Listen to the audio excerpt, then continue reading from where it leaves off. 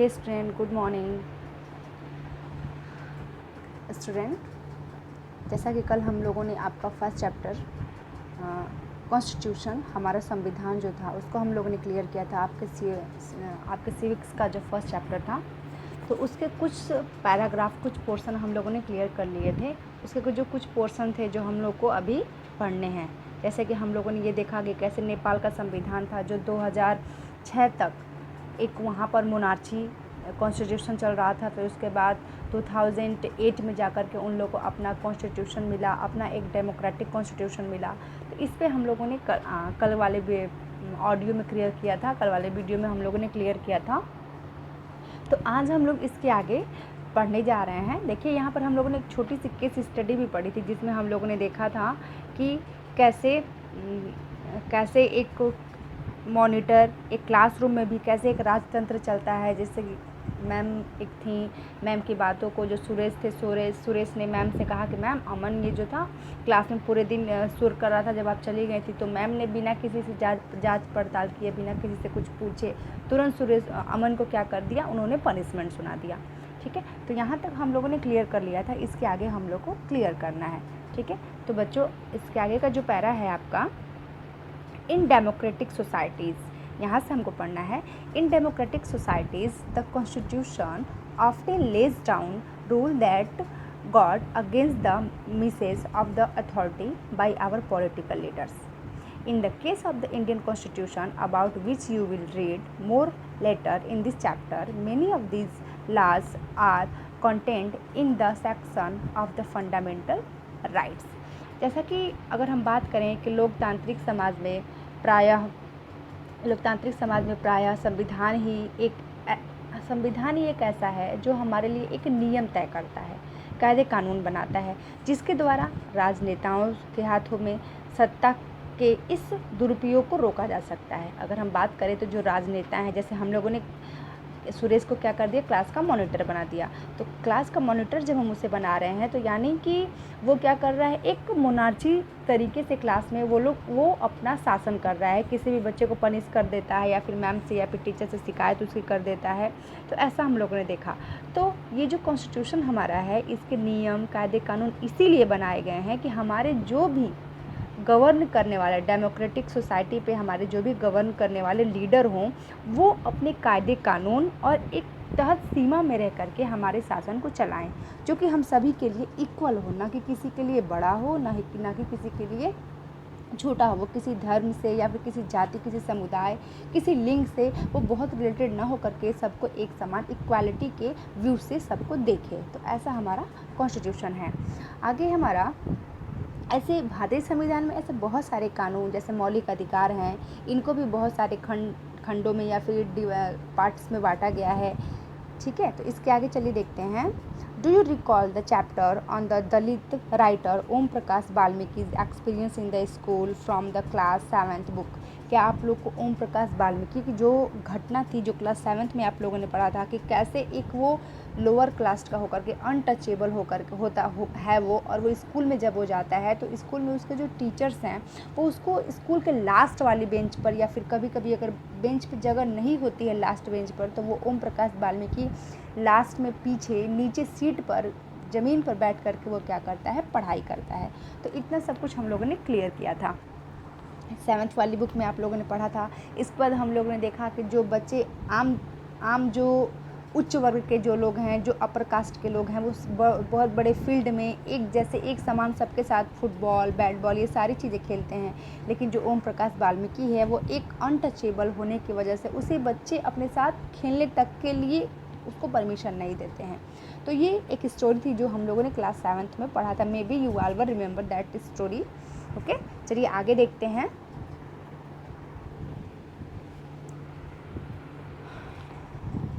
Om Prakash Valmiki's experience in the school from your class 7th book.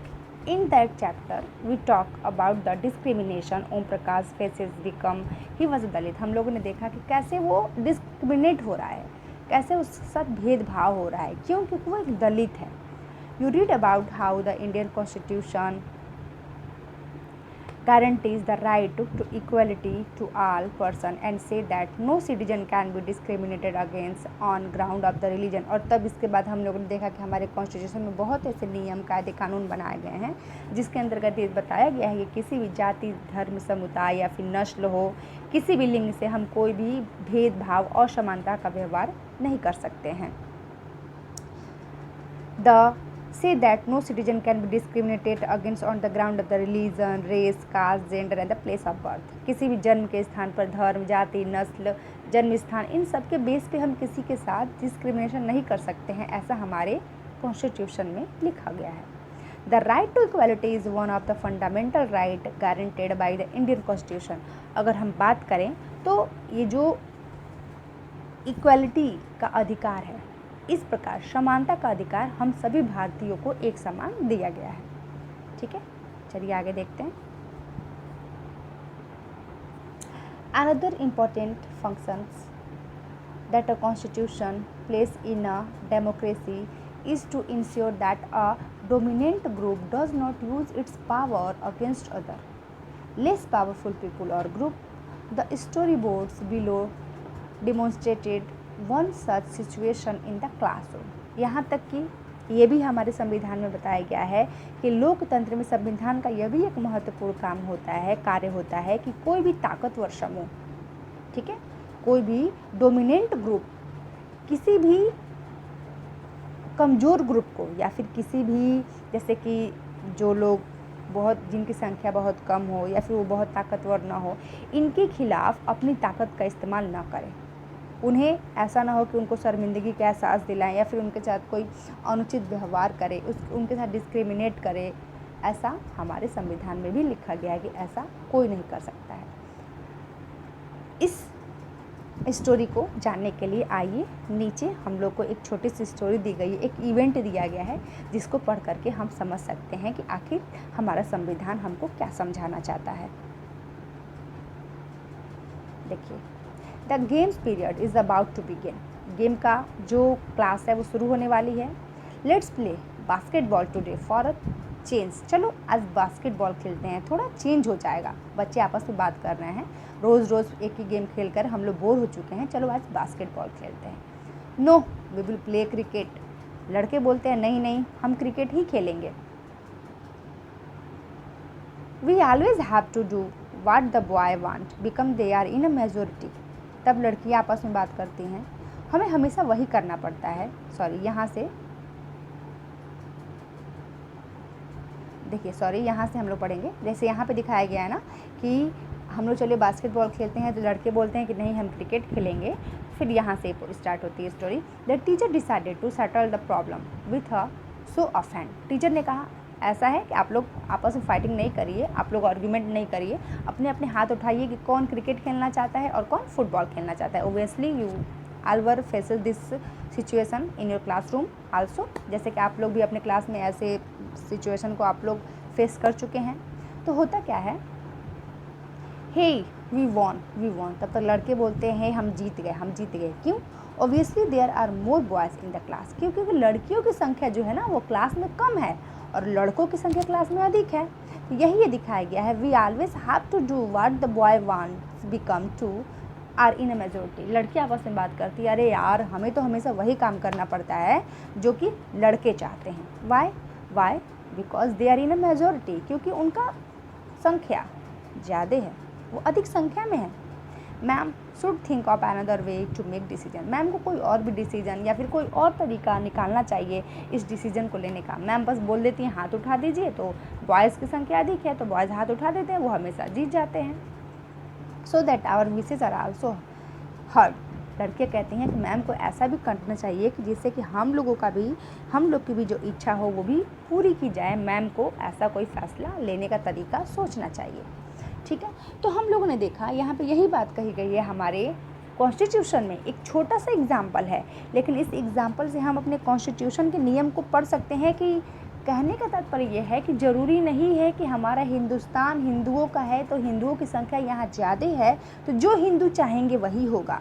नहीं, जो minor हैं, जिनकी संख्या कम है, उनको भी उनकी भी बातों को, उनकी भी विशेष को, उनकी भी डिज़ायर को हमारा संविधान फुलफिल करता है।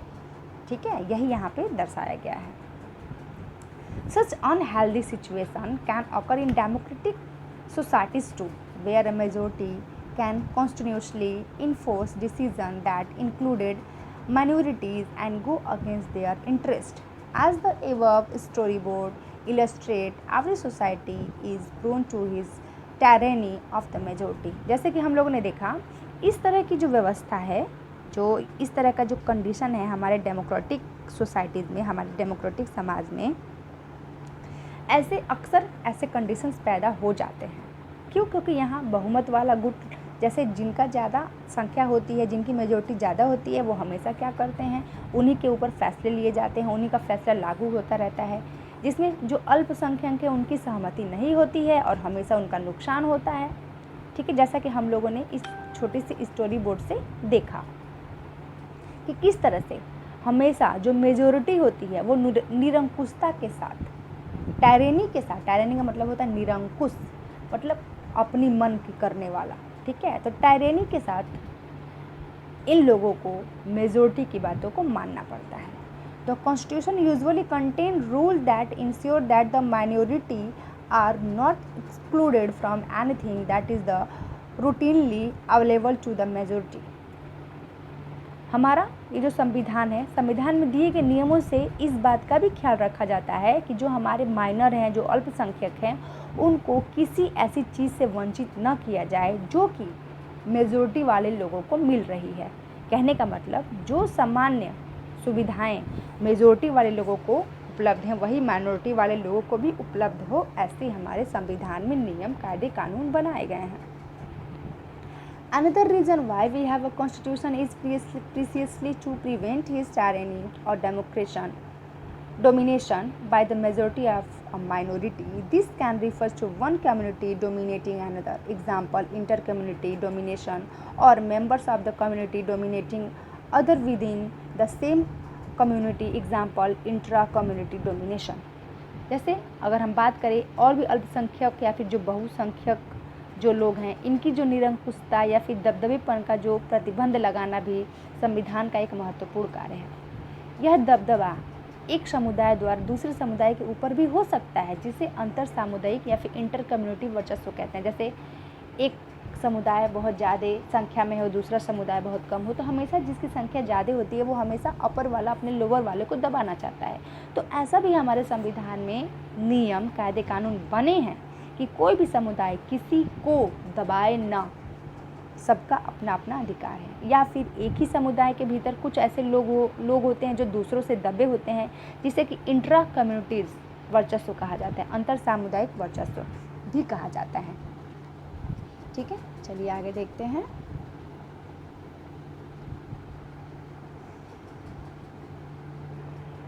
तो third significant reason why we need a constitution, तीसरा कारण ये भी है।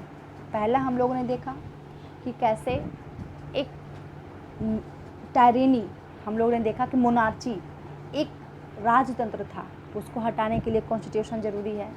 इसके बाद जो अल्पसंख्यक हैं उनकी समानता के लिए भी कॉन्स्टिट्यूशन ज़रूरी है। दो चीज़ें हमने देखा। तीसरी क्या है, देखिए, the third significant reason why we need a constitution, तीसरे रूप में क्यों ज़रूरी है हमारा कॉन्स्टिट्यूशन हमारे लिए, to save us from the ourself, खुद को खुद की रक्षा करने के लिए भी हमारा संविधान हमारे लिए ज़रूरी है। कहने का मतलब संविधान क्यों होना चाहिए, इसका तीसरा महत्वपूर्ण कारण यह है कि हम खुद को अपने आप से भी बचा सकें। कैसे, क्या एग्जाम्पल है, चलिए उसको भी समझते हैं हम कैसे खुद को अपने आप से बचा सकते हैं। दिस में साउंड स्ट्रेंज, ये बातें आप लोगों को थोड़ी लग रही होगी कि हम खुद को खुद से कैसे बचाएं, बट इसको समझिए कैसे। But what is meant by this is that we might at time feel strongly about any issues that might go against our larger interest and the constitution help us guard against this। देखिए, जैसे यह बात सुनने में ज़रा अजीब लगी आप लोग को, लेकिन असल में इसका मतलब यह है कि कई बार हम किसी मुद्दे पर बहुत तीखे ढंग से सोचने लगते हैं, मतलब बहुत ही ज़्यादा किसी चीज़ को सोचने लगते हैं, उस पर पूरा आगे पीछे सब फ्यूचर, पास्ट या फिर प्रेजेंट किसी मैटर पे हम सोचने लगते हैं। ऐसे विचार हमारे जो व्यापक हित हैं उनके लिए बहुत ही ज़्यादा नुकसानदेह होते हैं। ठीक है, जैसे हम ये करें, हम ये ना करें, हमको वो करना चाहिए, हमको ये नहीं करना चाहिए। और देखिए, दोनों से फ़ायदा हम ही को है, दोनों से नुकसान हम ही को है, लेकिन दो चीज़ों में एक को चुनना ही खुद को खुद से लड़ाना है। मेरी बातें समझ में आ रही है? जैसे आपको स्कूल जाना भी ज़रूरी है और आपको शादी में भी जाना ज़रूरी है, लेकिन कहाँ जाएं, कहाँ नहीं जाएं। स्कूल गए तो शादी छूट जाएगी, शादी में गए तो हमारे क्लासेस छूट जाएंगी। तो खुद से खुद को लड़ाना, इसको बोलते हैं। ठीक है, यानी जो सही है हमारे लिए उसको चुनना। एक ही कंडीशन में दो चीज़ें हमारे लिए सही है, लेकिन दो में से एक को चुनना। ठीक है, चलिए इसको हम आपको और अच्छे से समझाते हैं। संविधान हमें ऐसी भावनाओं से बचाने में भी मदद करता है जो हमने अभी आप लोग को बताया। इसे समझने के लिए आइए एक छोटी सी स्टोरी हम पढ़ते हैं।